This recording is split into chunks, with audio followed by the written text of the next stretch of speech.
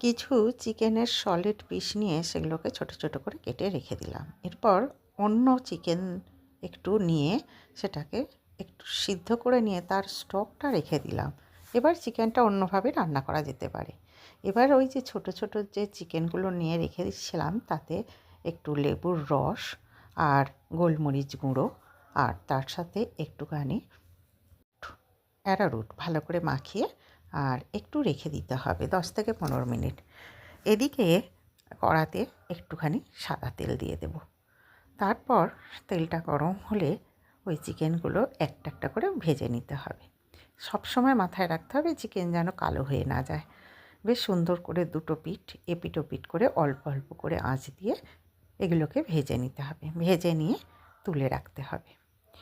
এরপর কড়াতে দিয়ে দিতে হবে একটু বাটার, বেশ একটু বেশি পরিমাণেই বাটার, আর দিয়ে দিতে হবে একটু রসুন কুঁচো। দুটো ভালো করে ভেজে নিতে হবে, কিন্তু লাল হলে চলবে না।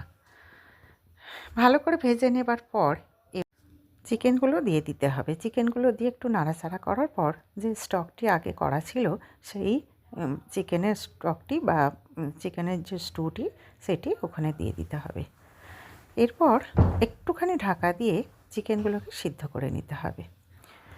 অন্য একটি পাত্রে 1 চামচ মতো অ্যারারুট জলে গুলে নিয়ে অনেকটা সিদ্ধ হয়ে যাবার পর তারপর ওটা একটু দিয়ে দিতে হবে। দিয়ে বেশ গাঢ় গাঢ় মতন হয়ে যাবে।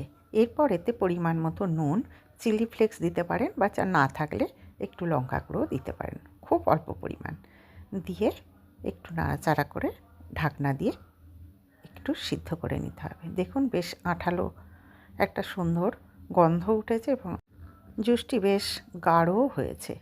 এবার আপনাদের পছন্দ মতো গাঢ় করে জুস রাখতে পারেন বা একবারেই মেরে দিতে পারেন শুকনো শুকনো করে।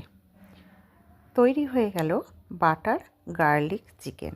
এরপর ওপরে ধনেপাতা কুচিয়ে দিতে হবে এবং একটু কসুরি মেথি ওপরে ছড়িয়ে দিয়েছি। দেখুন খেতেও খুব সুন্দর হয়েছে এবং দেখতেও খুব সুন্দর হয়েছে, এবং সাজানোর জন্য ওপরে আবার একটুখানি ধনেপাতা দিয়ে দিয়েছি।